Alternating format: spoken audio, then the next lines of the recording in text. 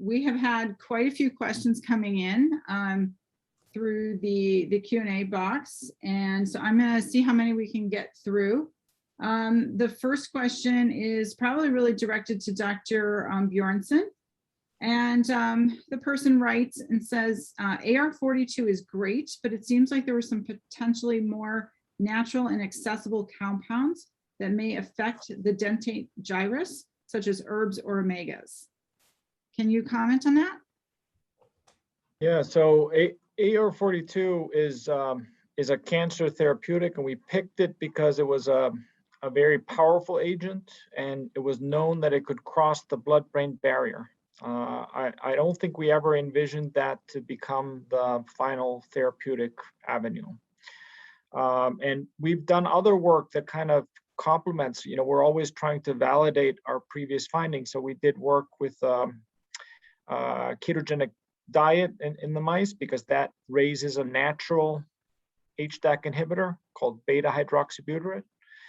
And that gave some promising results. And Jackie Harris is currently doing a clinical trial based on those ideas.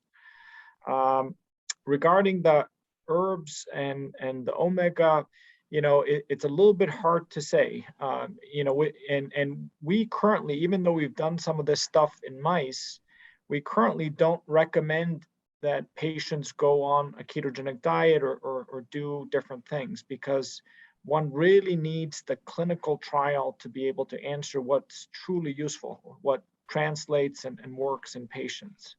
So we're not, recommending any particular things, and people should just use their, be careful, what they choose to use.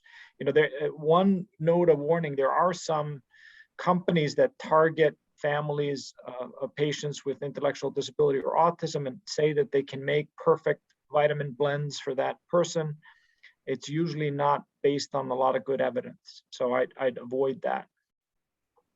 Thank you. That's a helpful caution. The next question here is, in case all turns out to be what we hope for, what could be a timeline to bring treatment to the market? Is this a year or two or decades? I'd love for Leandros and Hadia to speak, but I think I'll take this one as well.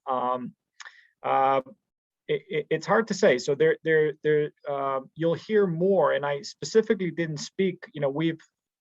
We've gotten to a more specific agent, something called LSD1 inhibition. We did that with Takeda. They came to the last conference, and then they kind of backed out, but we were able to publish those data. And it's so important to get things out there, because based on that, Horizon contacted us, and we put them in contact with Dr. Harris. And hopefully there will be a clinical trial with that strategy. It looks quite promising. I don't want to say that it will definitely happen, but I think that has a lot of data. I feel very convinced that it is well, prepared. And I think that could be, but that doesn't mean that's the only path. I think there's enormous activity. The three of us are attending the American Society of Human Genetics, and genetics, it's just exploding with ideas of how to treat genetic diseases. But at the end of the day, you have to understand the mechanism of the disease well to take advantage of these advances. So I think that's the most important thing going forward.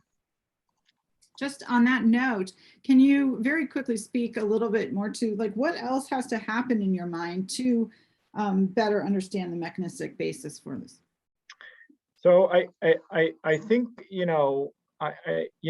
like all our studies, I think we keep figuring out how to do things a little bit better each time we do something. But I think we need to one of the things that Leandros didn't speak about, and maybe he could comment on, is that the other thing that is evident is that we cannot understand what's happening in the brain by studying the blood. The Kabuki problems are somewhat cell type specific.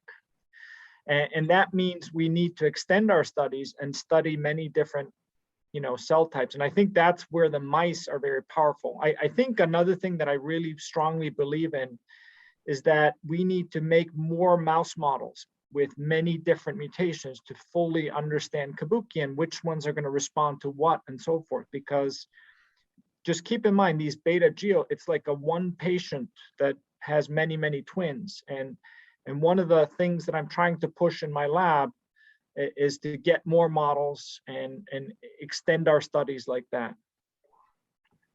Great, thank you. Another question that has come in here says, how do the hippocampal memory defects seen in mice translate phenotypically to human Kabuki syndrome patients? This person continues and says that with their son, they believe they observe almost savant-like memory recall. So they're wondering kind of how those memory defects kind of manifest. I don't know if one of you wants to answer that, or if you want me to answer. Like I said, I'd love for them to get to answer questions. Let me put it this way, just a brief thing. So we see visual spatial defects in Kabuki, which is something you would expect if the adult neurogenesis is disrupted. Mm-hmm. If you have less adult neurogenesis, you have less nerves that are crawling through the network. And that means that some memories can stay very, very strong, maybe even stronger than in most people. Because when you make a lot of neurons, you break up memories as well. So I don't think that observation doesn't exclude our findings. Here's a question for Dr. Hijazi. Wondering if there is also research on therapies, non-pharma, that have been studied and show similar types of neurological changes. That's a great question, and it actually touches on our future direction. So when I mentioned that we wanted to test therapies in these mice to define the opportunity window or the optimal opportunity window, I was really referring not only to the drugs, but also to the modified ketogenic diet that we have preclinical data for supporting that it might actually benefit Kabuki syndrome individuals. And so we definitely have a list of treatments to try on these mice. I think what's really important to establish first, though, is what part of Kabuki syndrome do we see postnatally when we induce the variant postnatally? Because if every effect was happening in utero, then how much of it can we actually address by administering the drug or the therapy or the diet postnatally? And so what we really, and to add on to what we need to know in order to put out the therapeutic treatments, is how much can we actually target postnatally? And this is what we're trying to understand from this mouse model. Once we identify what part of the phenotype of Kabuki syndrome is observed postnatally, we could try to treat it with the drugs or the ketogenic diet and see if it resolves. Thank you. Another question to you as well. Could elevated ketone levels also be used as a biomarker to assess the response to potential treatments? This is a wonderful question. Basically, we were very excited to see this potential result, and we really hope that it is recapitulated in other time points and in other zygosities, like I mentioned. But if this is true, then this not only could serve as a biomarker, but also could indeed be a traceable part of the phenotype that we could measure simply by taking a blood sample. Because as we all know, we don't really have access to brain cells from individuals with Kabuki syndrome. And so how much can we actually make out of the blood samples that we take? And if this is true and holds up, then this is definitely a good biomarker as well as a traceable part of the phenotype. One other thing that's very intriguing about this ketones and glucose levels is that we don't really understand if the mechanism of Kabuki syndrome is in any part metabolic. And if it is, if it turns out to be, then this might open new windows for therapies and what could actually help in treating some of the phenotypic features. Thanks.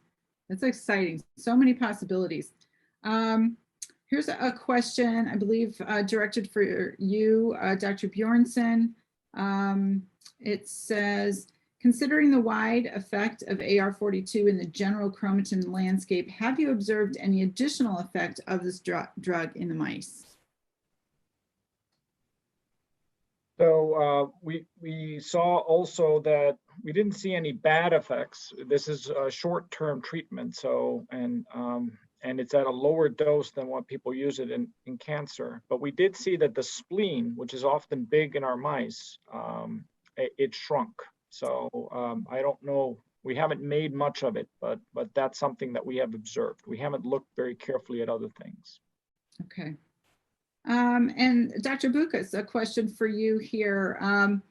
Since we know Kabuki syndrome and other syndromes are caused by a large number of small changes, do you see the naming / diagnosing of conditions like Kabuki syndrome become more specific in the future, as in multiple subtypes?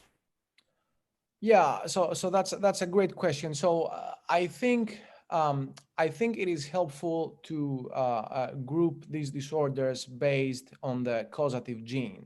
So, for example, for Kabuki syndrome type 1, almost all such cases are caused by variants in KMT2D. So I think it is very helpful to have this sort of a starting point with regards to how to group the disorders. Now, of course, we expect that not all patients which have variants in KMT2D will show the exact same number and the exact same locations of downstream changes. And it may be, and that is something where I think more progress is needed, but it is absolutely conceivable that it may turn out to be that if one patient has a mutation at KMT2D and another patient also, but once we look at their downstream changes, they are different. And so we need to adopt different therapeutic strategies or give different drugs and so on. So I think this is definitely something that we have to work on in the future in order to get a better understanding. Great, thank you. I think we have 1 minute left, so a quick question here, I think, for Dr. Hijazi. Were you able to get a sense of what the human age ranges are that a therapy could work in? I think what we observed so far is that some of the phenotype can actually be induced at 2 weeks of age for the mice. That definitely doesn't translate to 2 weeks of age in humans because we do have a different life cycle. However, once we get the full spectrum of the phenotype, then we can really assess which of the features are appearing at what time and translate those to humans potentially. Just like Dr. Bjornsson mentioned, our most or biggest interest is in the neurological part of the phenotype. And so once we test this in the mice and we see when it actually appears, then we can move on with trying to treat it. So I'm thinking most likely it's going to be early on postnatally, but who knows how it turns out. Unfortunately, we still don't have this answer, but we're working on it. All right, great, thank you. Well, we're at the end of this session, and I want to thank you all once again for your wonderful presentations and for helping us kick off these 2 days. It was a really, I think, great way to start.